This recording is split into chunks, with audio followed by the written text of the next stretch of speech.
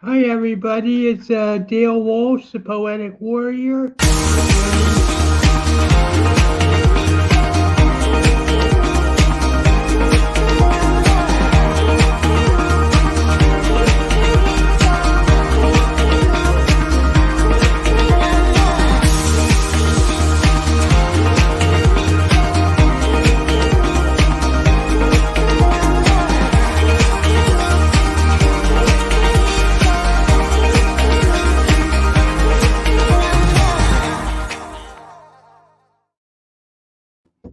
Hi, everybody. It's Dale Walsh, the Poetic Warrior.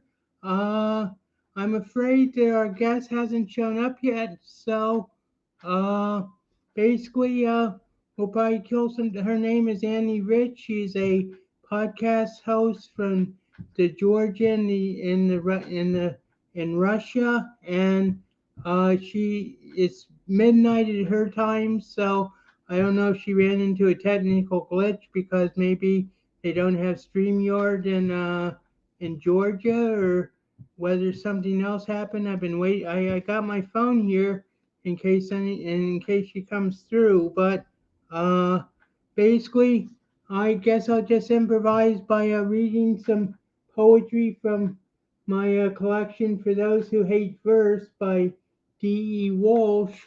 All my books, I have 5 books available at Amazon.com,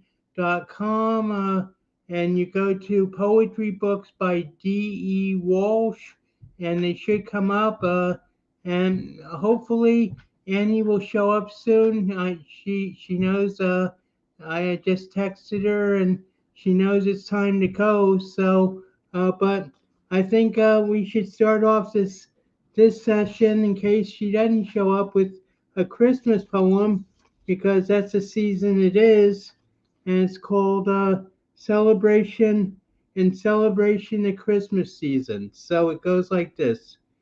Let us worship the anointed baby who represents all humanity may be, blessed in the sacred Father's sight, who brought into the world salvation's light, lying content in a humble manger, born into life of extreme danger. For earthly Father Joseph, oh, here we go. For earthly Father Joseph was was wary about virgin he vowed to marry, who not knowing how bride became mother without ever having lay with another. Hi Annie, how are you? Hi, How how are are you? you? We're live already. I'm reading one of my poems, so it's a Christmas poem. So how are you? I'm wonderful. It's Let me just I okay. no. Well, let me take the poem from the start so you can hear it too. So Okay. it's called "In Celebration the Christmas Season." Let us worship the anointed baby who represents all humanity may be, blessed in the sacred Father's sight, who brought into world salvation's light, lying content in a humble manger, born into life of extreme danger. For earthly Father Joseph was wary about virgin he vowed to marry, not knowing how bride became mother without ever having lay with another. But by Holy Spirit she conceived, so the planet its Savior received. His birth announced by angels divine, who told shepherds all was fine, as they searched for celestial sign until guiding star rose in east, stopping over Jesus protected by beast, and barn where he never wept, while magi for him vigil kept, giving him treasured gifts of love, when Christ left heavenly throne above. So, Merry Christmas, everybody, and it's great to see you, Annie. I didn't know what happened to you, but it's great. It's good to see you made it on. How's everything? Yes. Everything is good. How are you? Very well. Now Annie is a podcast host from Georgia and Russia, and I thought we could have we could have a cross cultural discussion about the differences between East and West, or at least Georgia and the United States, and of course this show is based in in the UK, but uh, so what's going? Do you celebrate? I guess you do celebrate Christmas in Georgia, right? Yes, and also I'm not from Russia. Russia and Georgia are completely they are separate countries. Georgia was used to be a part of the Soviet Union, but now Georgia is separate country. So I'm not from Russia. I know Russian, but I'm not from Russia. And we celebrate Christmas, but our Christmas is on January 7th because we are Orthodox Christians. So we celebrate Christmas on January 7th, and we celebrate New Year is a big thing here, but we don't celebrate Christmas on 25th. Oh, okay. Well, I think we have it that was the days of visitation of the Magi, right? January 7th. I think that's That was the when. day of. What was your question? Well, I know that there's a special day on January 7th in our Christmas season too, but I can't remember exactly what it was. Oh, I don't know. Our Christmas is January 7th. We celebrate Christmas on literally Christmas is January 7th. Whatever you celebrate on 25th, we celebrate it on January 7th. And you said you're Orthodox, which is that Orthodox Greek Orthodox or Russian Orthodox Yes, or Russian and Greek and Georgian Orthodox and Armenians are Orthodox as well. We are all sharing the same Orthodoxness. I don't know the word, like we are all Orthodox Christians, yes. right? And do you have Christmas trees or not? Yes, we have it. I don't have it yet at home, but we do Christmas trees and we celebrate New Year is a huge thing here. Like we celebrate New Year, and I think after New Year, like 2 weeks, people celebrate every single day almost because we love celebrating and people love a reason to drink and celebrate. So it's like New Right, Year, the right, day after New Year, third day of New Year, and then we have a old New Year, which was from the old calendar, which is January 14th. And so like next 2 weeks after January 37, 31, there is no 37, will be just celebration in Georgia. Well, they say that they say that January 1st or December 31st and January 1st is amateur night in the United States because all the people who don't drink anything during the year they go out on New Year's Eve and get plastered. Uh, so we call there are 2 days. There are 2 days that are known as amateur day in the United States. One is January 1st, and the other is March 17th, which is St. Patrick's Day. Because Okay. everybody tries to drink like an Irishman on St. Patrick's Day, and it's very hard. And I'm not trying to start any stereotypes or anything, but Yes. I'm so how you been? It's been about 2 months since we saw each other. I noticed that you're a very active participant on Instagram. Oh yes, I love Instagram. If I had more time, I would not more time. If the time that I have, I'm prioritizing different things. So if whenever I'm alone and my husband is gone, for sometimes he takes alone trips, and those times, our son is usually with our parents. So that's when I'm really, really active because this time I spend with my son, the time I spend with my husband, all I can use it for myself, and I really love creating, is it on Instagram or wherever. So yes, I love creating on Instagram as well. So you got your? Did you say you have a child too, or I'm not sure about that. Yes, I have a child. Yes, he's 4. And how's that treating you? How what major differences do you find being a parent as opposed to just being married and and alone with your husband? Has there been like a complete change of focus and mindset or not? For sure. First of all, me and my husband got married in May 2017. When was it? So basically, we got married in May, and I was already pregnant in October.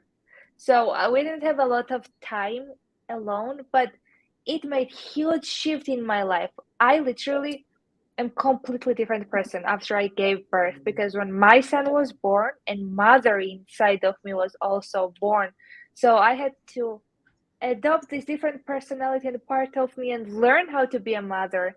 And when you are a mother, I learned in a hard way that if you want your child to have certain skills or be a certain person, is it kind or whatever, you have to become that person first, and you have to raise yourself first, because they never do what we tell them to do. They always do what we actually do. So I have to change myself, and I had to raise myself, and I have to rebuild myself in order to be a right example for my own son. So obviously it made huge shifts in my life.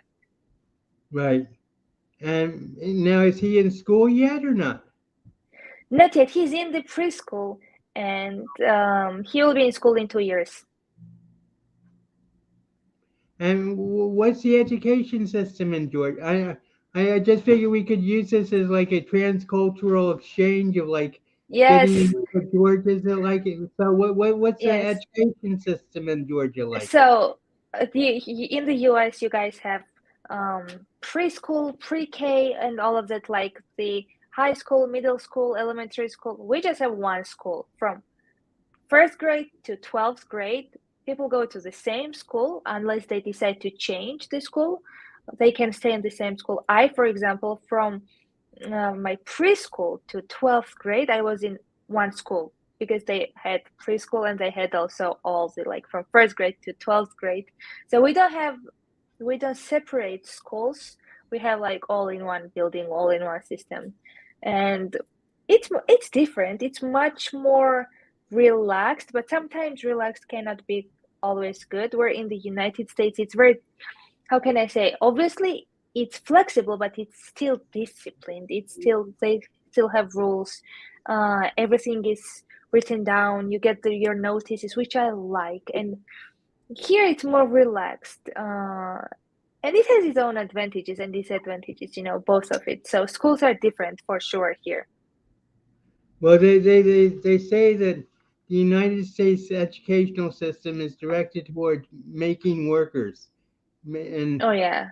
and that's why there's such like a rigid like structure and everything, and everybody has to be at school at 8:30 in the morning, and they get out at 3:30, and and it, that's changing, but the basic paradigm of American education seems to uh, still be the desire to make workers who will be factory workers, and and the factory workers like go through high school and then you go on to college and you become like an executive worker or something. But what Yes. would you say the goal of education in Georgia is? Is it more general and just to like let the child grow and you know I think education system is pretty similar everywhere.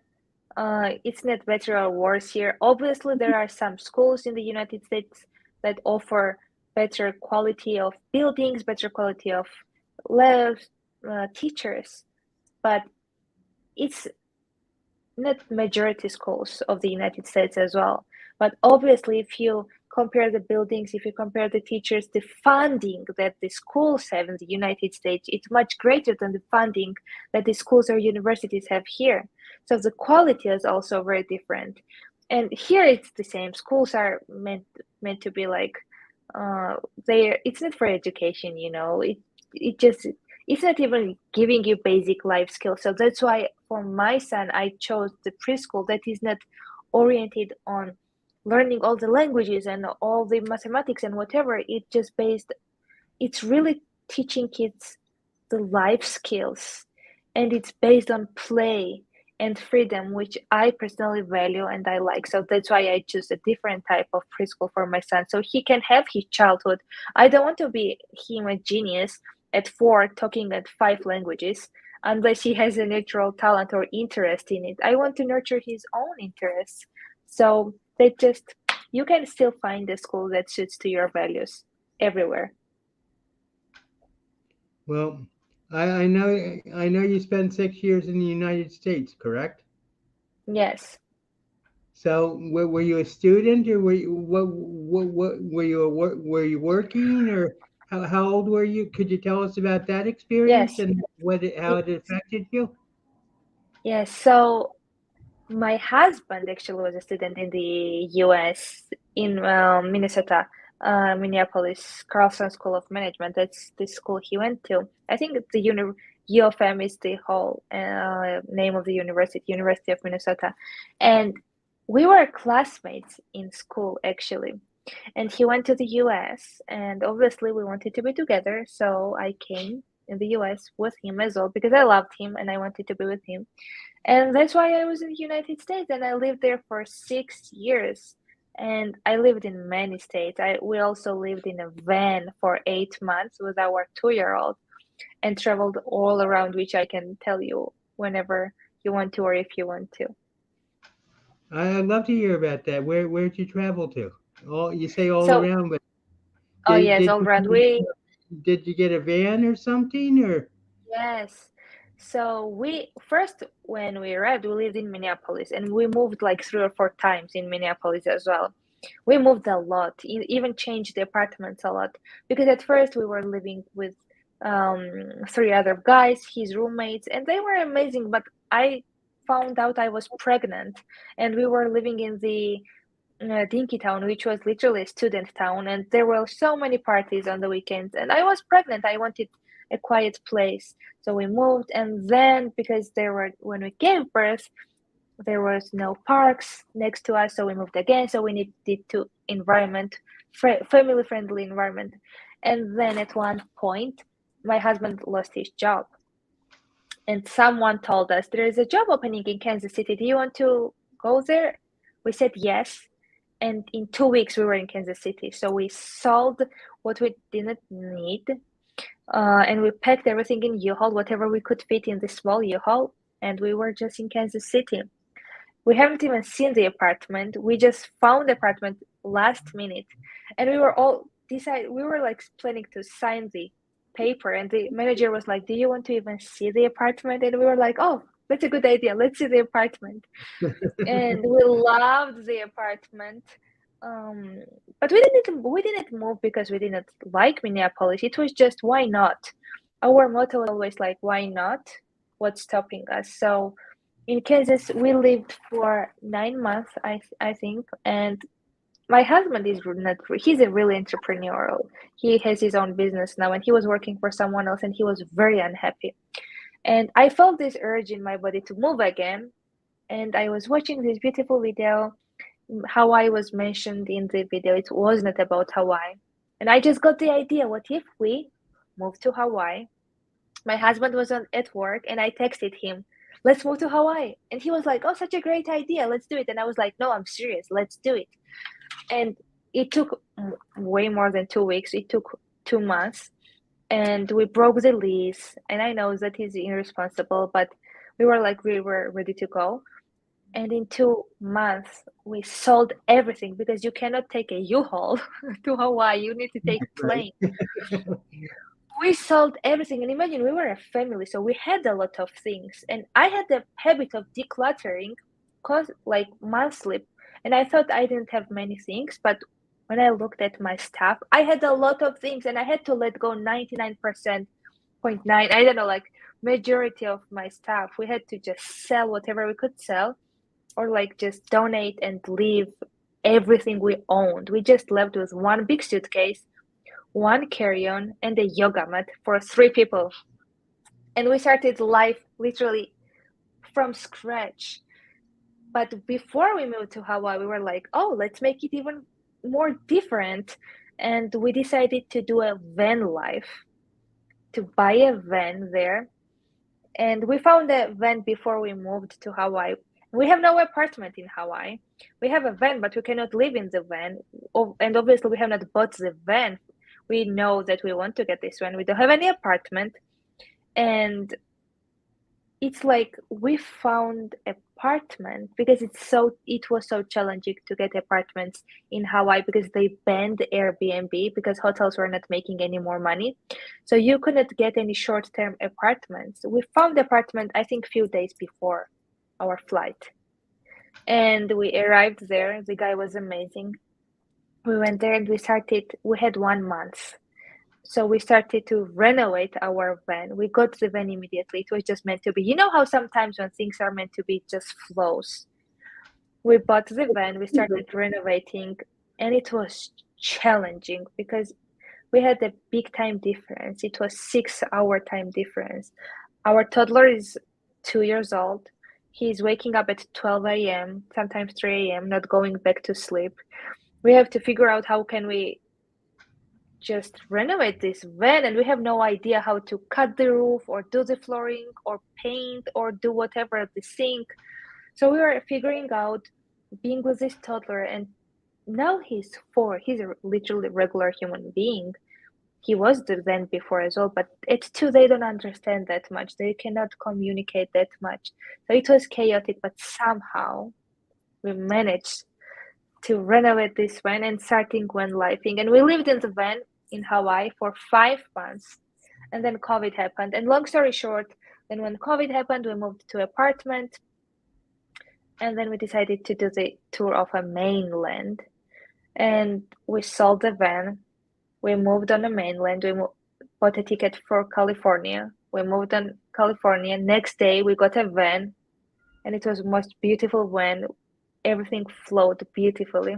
And then for the 3 months, we saw like 30 states from California to like and we lived in the van for 8 months total. And then we stayed in Florida for another 9 months.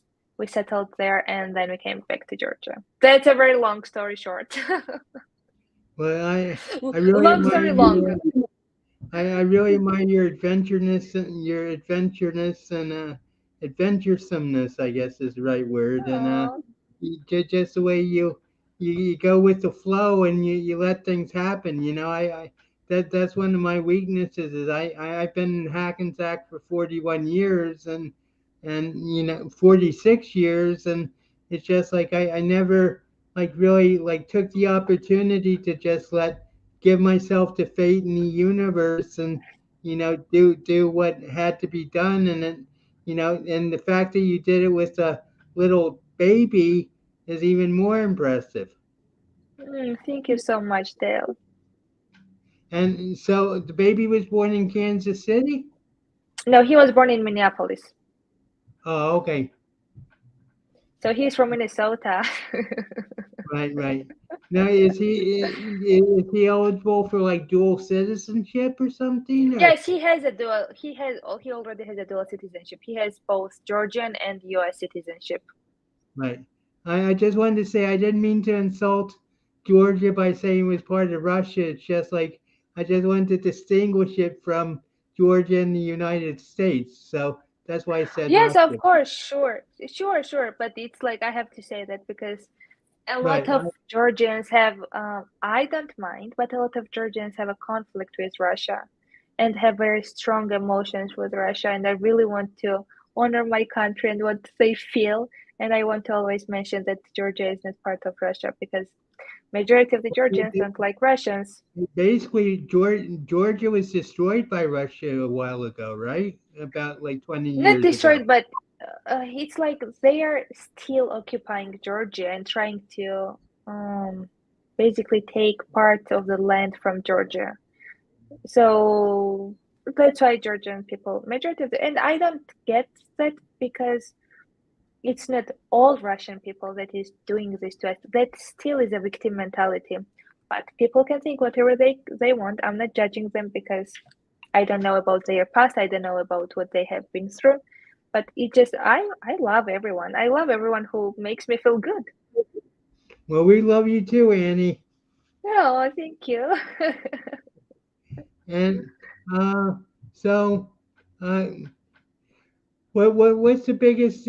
So I have a couple of questions. So when you had the van in Hawaii, did you go to all 5 islands, or did you just stay on one island, or what was the original island? And So we moved to Oahu. We saw the Big Island as well, but not with the van. We just traveled there for a few days, and we mostly were on Oahu and traveling on the Oahu for like five. No, we were there for 9 months total, but 5 months living in van, 1 month prior to the van, and then um, 3 months we lived in the yurt because when COVID happened, everything was closed. Literally, all the gyms, even the beach parties were closed. And at some point, I was taking cold showers on the beach because everything was closed. The gyms were closed, and they even shut off the showers. So we had no cold shower. Even cold shower was shut off. So we just had to rent and find a place. So we still had a child, so we needed to create safer environment for him. right. Well, my other question is, what would be like the one or two, the biggest couple of things you see in the difference between like American culture and Georgian culture?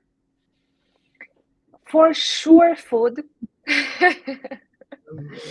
And how Food so? is because and even when my friend, he's from US, he also mentioned that when he was here actually recently visiting us, and even when we ate in the Russian restaurant, which some majority of the Russian restaurants have Georgian foods as well, but you have to find a good one. Don't go to any Russian restaurant and then say the Georgian food doesn't taste good. I have been to quite a few Russian restaurants where I did not enjoy Georgian food, but it's more flavorful and more organic. And for example, strawberries are smaller here. Bread goes bad in 2 days or 3 days. When in the US, when I was buying bread, it was good for like months, 1, 2 months, 3 months.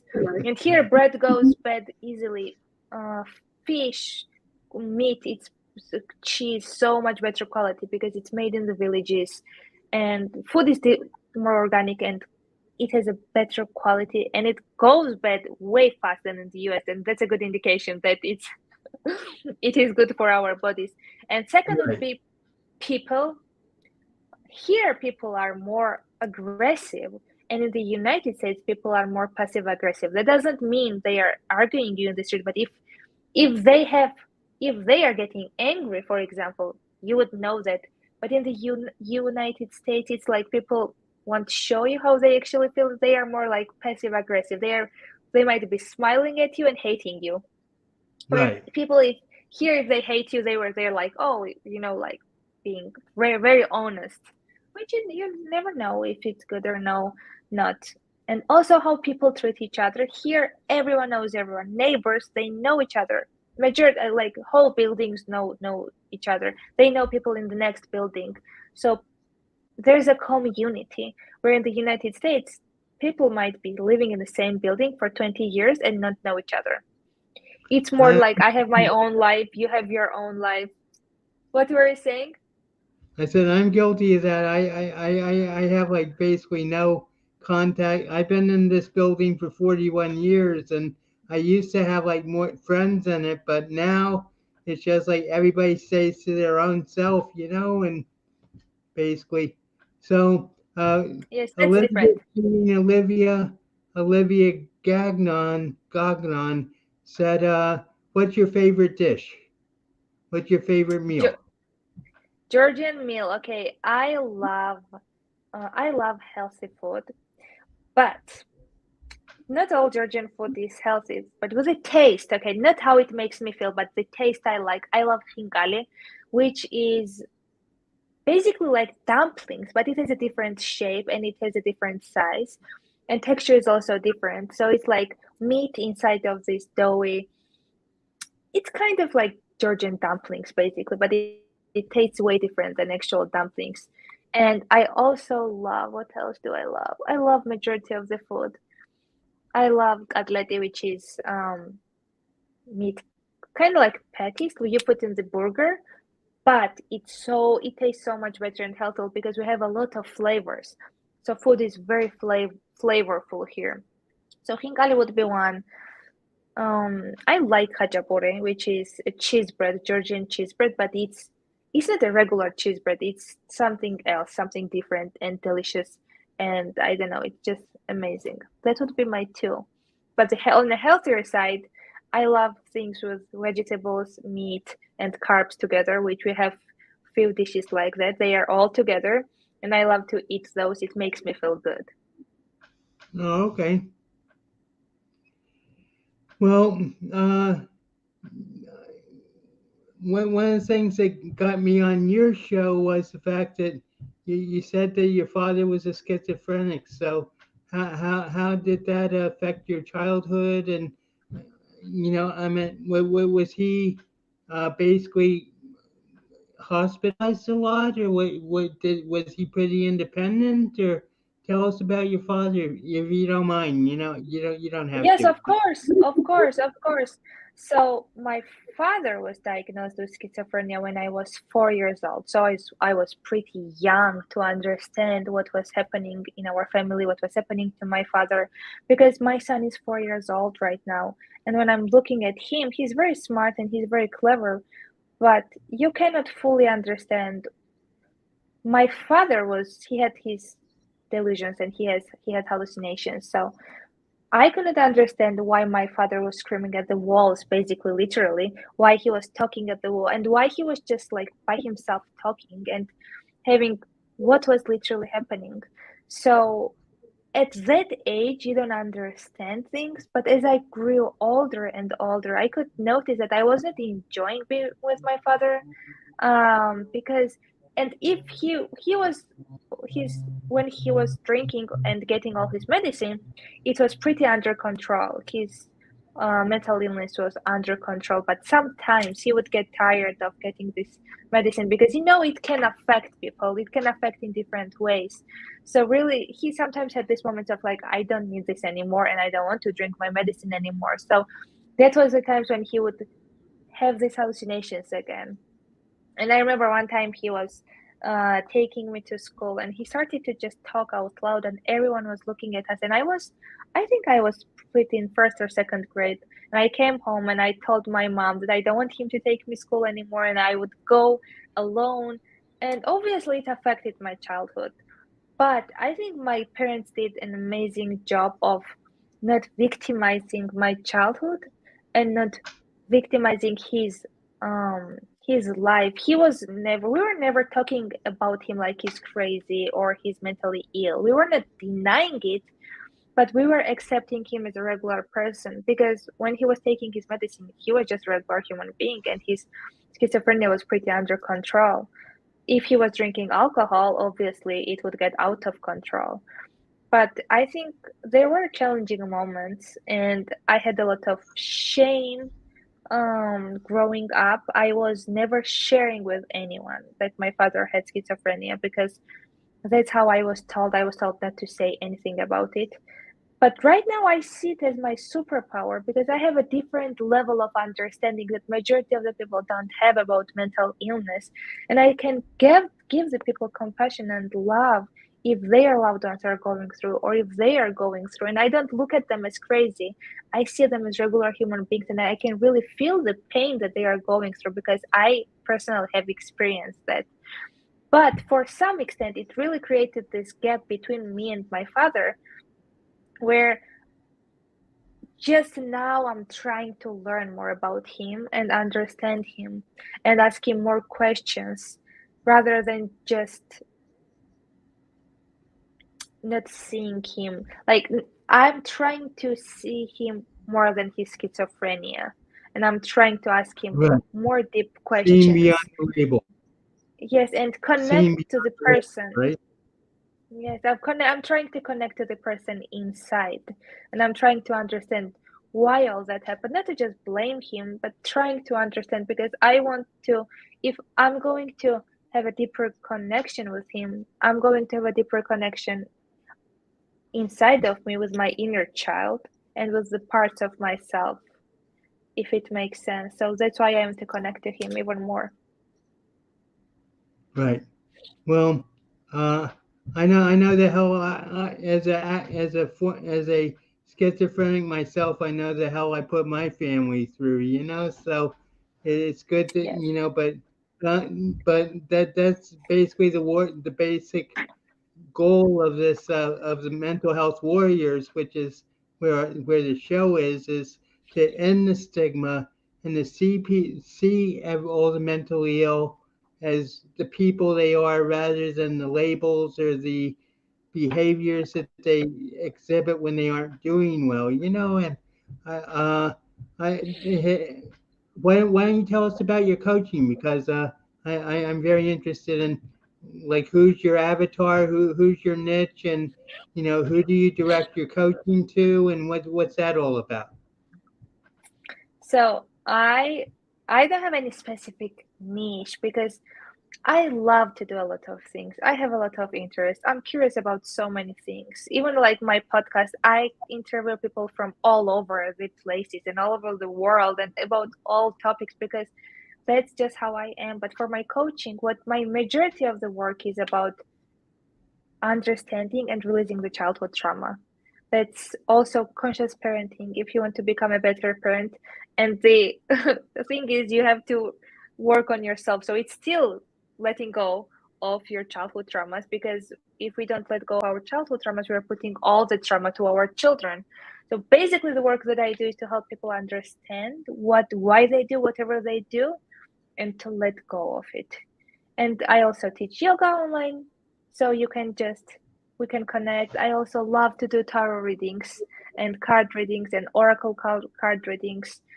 I love to interview people and I love to give just value through my interviews and finding people who will raise awareness about different topics. And I love being a mom. I really love being a mom. Well, great. That's and I'm sure you love being a wife too, right? I love being a wife, but it's like for my parents, I see them as they just gave me so much, I have to give them back. For my son, it's like he's small and I am responsible for everything. And with my husband, he's like my peer. And I see him as my equal. So I ask from him equal give and take. And that's just different for me. For being a wife is different because both people need to put the same amount of work for the relationship to just thrive.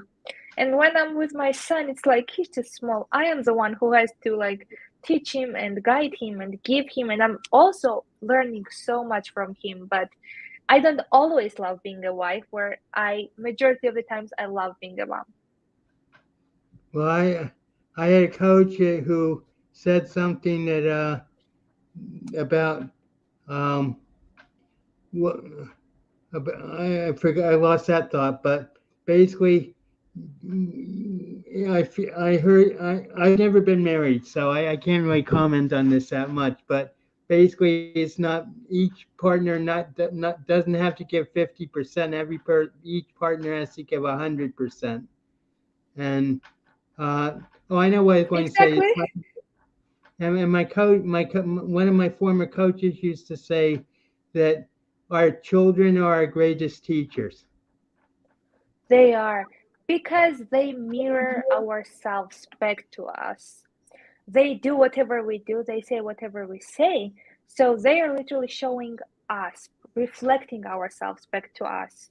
And majority of us haven't done the work, so we know who we are and we don't like what we see and we blame them because if we don't want to blame ourselves or take responsibility on ourselves because it's hard. So easier route is just blame our kids, they are bad, put all the responsibility on them, and then we just feel better about ourselves. So they are our best teachers.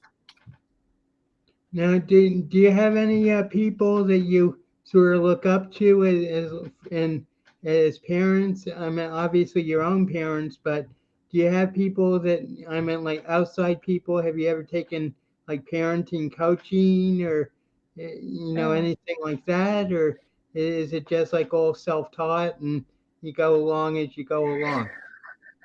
That's such a wonderful question. Nobody ever asked me that. I have people I admire. Obviously, my parents, but in a different way because I love my parents, but I have different values as a parent. Not the core values as a human values, but how I want to raise my child. So I have online mentors. I don't, not like people who I hire, but people I follow, the books I read. And one of them is Shefali Tsabari, Dr. Shefali Tsabari. I love her book, The Awakened Family. If you want something triggering and if you want to do a lot of work and like really understand your childhood traumas, yourself, and why you are the way that you are, not to put all of that trauma on your child. That's an amazing book. Conscious Parent by her is an amazing book. I also love this What's the woman. name Her of the name book? is Conscious Parent and Awakened Family by Shefali Tsabari. I also follow this woman. Her name is Mimi Icon, and I really like the way she parents her daughter and the way she gives love and attention, because it's very selfless, and I get really inspired. That's for me a little bit extreme. First of all, I don't have that much capacity. I have to say that, and second of all, I don't want to um, give majority of myself to my child, because I also see myself as an individual, and I like to have my own practices, and I like to prioritize myself, and I like to go out with my friends because I'm much happier, and I think he's also benefiting from a happy mother.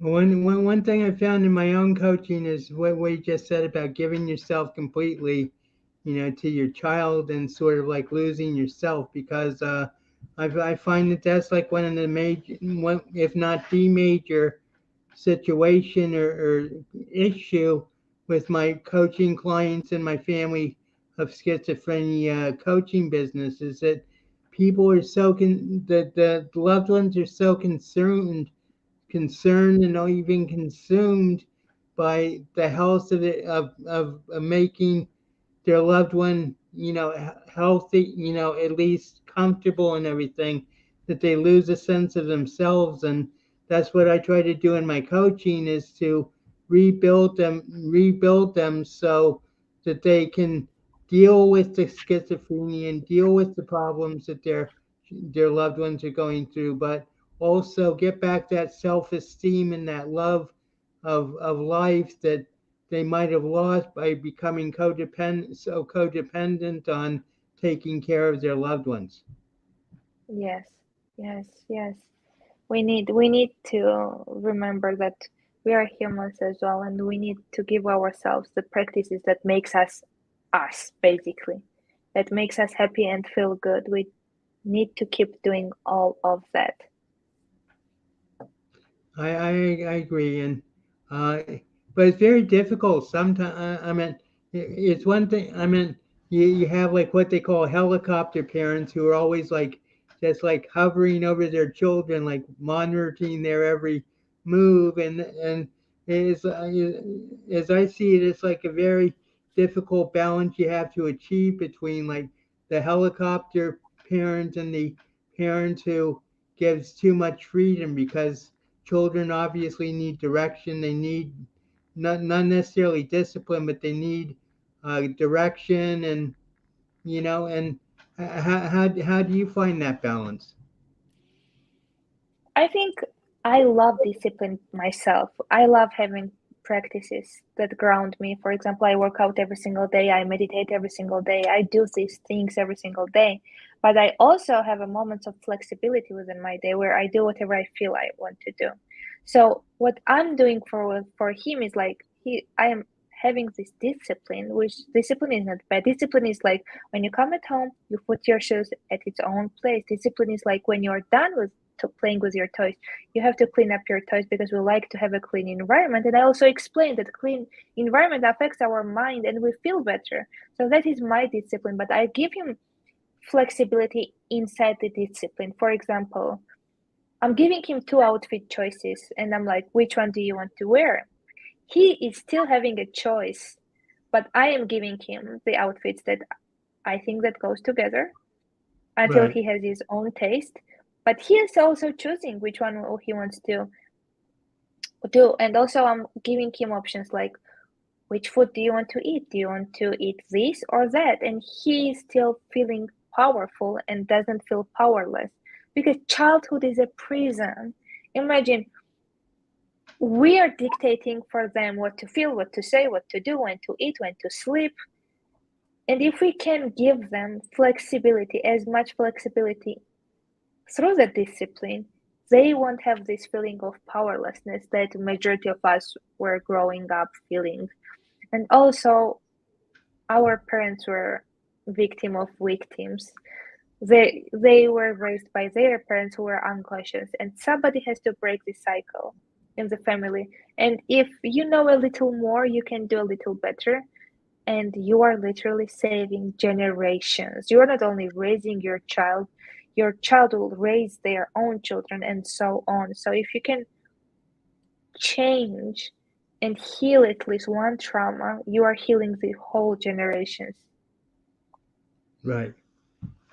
Well, that's some of the more spiritual people I've talked to say that trauma can go back, can still be present after 12 generations. And I consulted someone who said that my great ancestor, 12 generations ago, like walked out on my family, and that it was still affecting me today. And one interesting thing is that uh, a woman's eggs in her that she conceives with are actually passed down from her grandmother through her mother to herself.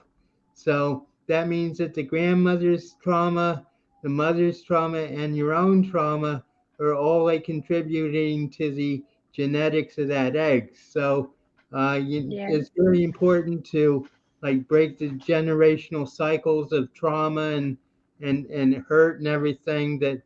And it seems like you're doing that, and I think that that your generation. I'm 66, so I'm a different generation than you, Annie. But I think your generation and the millennials.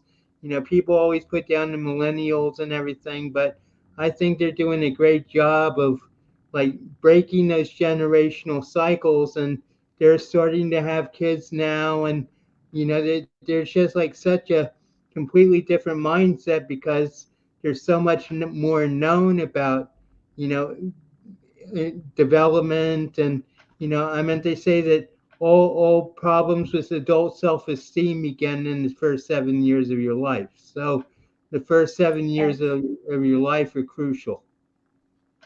Yes, for sure. I've heard something like that, but I had no idea that the eggs are passed down to like grandmother to a child and through generations. That's a beautiful information that I now learned. So thank you so much for sharing, and thank you so much for having these conversations and for raising awareness. And I love the name of Mental Health Warriors, and I love how you are not using your illness as a limit of a way to limit yourself, and you are using it to empower others, because that is so important. Whatever happens to us, and if we try to overcome it, even if we don't fully overcome it, and if we are in the process of overcoming it, we have few lessons that we have learned, and you are doing that. You are sharing your lessons, and this is so important. And thank you so much for doing this and raising awareness about mental health issues.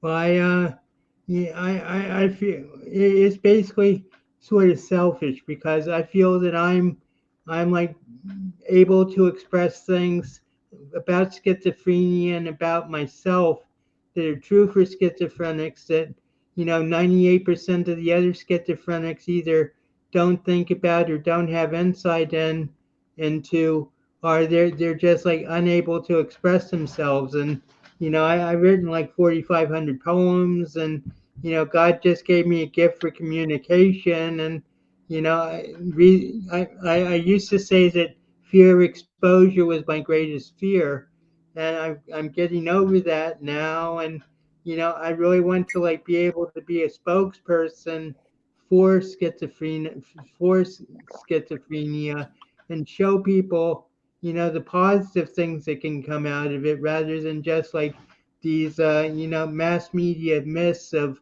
you know I mean, every time there's a mass shooter or something, they say, well, he didn't have a history of mental illness, but he must be mentally ill because he did this. And that's pure crap, because people are influenced by everything. And you don't need a mental illness to to be hateful and everything. And in fact, the statistics show that it's much more likely that a person with schizophrenia will be have violence perpetrated upon him than is likely that he'll perpetrate violence himself. Mm. Yes. Yes, and I like that you are raising awareness about the people who have schizophrenia, and you are already a spokesperson for people with schizophrenia. You are already doing that. Why, thank you. It's a job I approach very humbly because I just feel I know how fortunate I am that I'm as recovered as I am, and I still have to take medication, but but the fact is that you know I've never considered suicide, but I know a lot of, like 10% of schizophrenics end their lives. So it's just like, and that's part of the stigma, and that's what the mental health warriors are really fighting is the stigma of mental illness. And, the stigma not only applies from outside, but, the hardest thing for me was to get over my self stigma and my guilt and shame being mentally ill and blaming myself for bringing it on, through the use of drugs when I first got sick and everything. And basically, it's just like, everybody is an individual and they have to find their own way, but every case of schizophrenia is different. And I'm just like one person who managed to find the key in the face and the ability to overcome my mental illness. And that's why I have my coaching business, which is to help families learn how to help their loved ones overcome their own schizophrenia. And you are doing an amazing job because not many people do that.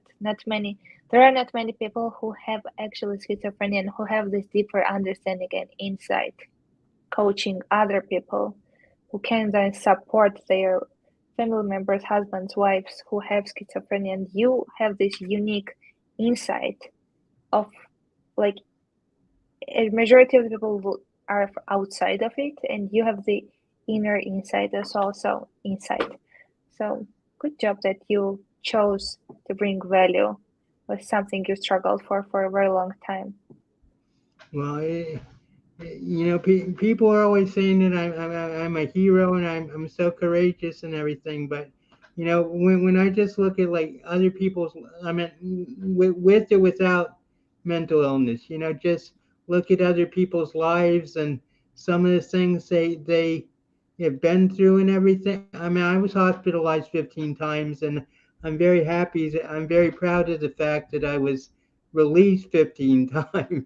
That Yes, I got out every time, But yes, basically, sometimes I like listen to other people's stories about like losing parents or losing children or dealing with cancer or all sorts of things, childhood abuse and everything. And I had like a very loving childhood, growth and everything. And it's just like, well, you might call me a hero because I can talk about my schizophrenia, but what about all these heroes who are still going on? I mean, they're the real heroes, the ones who are like dealing with traumas and past experiences that would drive most people to suicide. And it's just yes. like I just I mean, so I downplay my role and I say, well, I was lucky and God blessed me, but ultimately, I had it pretty easy. I just had to deal with going to the hospital, 15 times, instead That's of, one way to look at it. but I think we're coming up on the end of our time together, Annie. We got about 4 minutes left, but thank you very much. It's been a very enlightening any like last thoughts about cross cultural differences or mental illness or your own coaching? How can people get in touch with you about your coaching? Before I talk about my coaching, I think the cultural thing and people with schizophrenia have one thing like I can we are not trying to understand people. If it's because they are from another culture, if they have mental illness, we tend to label them.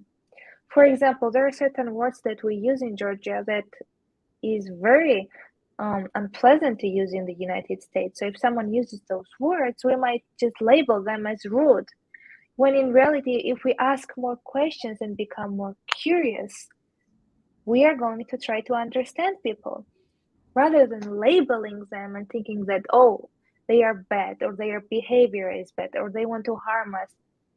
Just put your ego aside and ask more questions. It's like, don't write stories into your head of why someone is doing something. Ask them and wait for their answer and believe when they tell you and believe when they show you. So try to understand people. Is it cultural thing? Is it your partner? Is it someone struggling with mental illness? Don't label them. Don't write stories in your head. Just wait for their answer. And majority of the times, people have better explanations of why they are doing certain things and why they are a certain way than the stories we write in our heads. So if people want to connect to me, just go to my website, anirich.com, ANIRICH.com. There's my podcast, my blog, my coaching, and also they can just buy my book. It's also on my website. The name of the book is Back to Yourself. They can find it on Amazon, but the best place to go is just anirich.com and everything is there. Okay, well, talking about labels and diagnoses and everything. I made a vow when I woke up on May 24th this year on my 66th birthday. I said I'm going to put all the labels, uh, stigmas, and bad psychiatric programming behind me. And since I made that resolution, I've just like been taking off, and I feel a new I have a unprecedented sense of freedom and ability to express myself and to talk about my experiences and everything. And it's just like, but don't the most important thing I would say is apropos of labels is don't let the label that you have define you. You're more Yes. than you're more than your diagnosis. And if you take it to heart and you take it to mind, then you're just going to end up torturing yourself instead of being able to be free. Yes, you are so right. Thank you so much for having me, and thank you everyone for listening.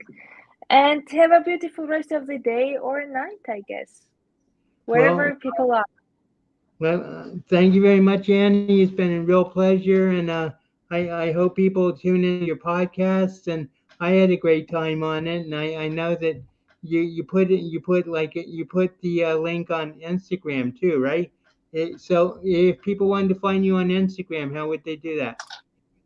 It's my name and last name, but it's ANII lower dash reach. So I Oh, think they can also go on my website and find my Instagram as well, but it's ANII lower dash reach. If they write just Annie Rich, I think it should be just I should just pop up and they can go to Apple Podcast or anywhere they listen to podcasts and listen to my podcast, which is You Were My Guest there, and it was a beautiful episode. The name of the podcast is Intuitively Rich, and it's anywhere you can listen to the podcast too. I'd just like to give tomorrow with there's Energize with Mel with Mel Mel Christie. I think at 8:30. I'm not sure what time it is, but if you look at the Mental Health Warrior schedule, uh, Energize with Mel Christie. I'm sorry, I didn't remember that immediately, but so and also look at the Mental Health Warrior pages on Facebook to find out all the all the shows on Warrior TV network because there are like 10 a week. So if you enjoyed this, please tune in to everybody else there too. So thank you very much, Annie, and we'll be in touch. And let me see if I can do this right. Uh,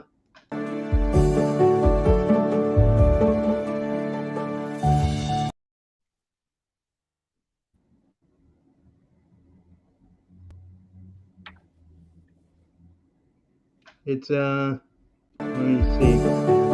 It's our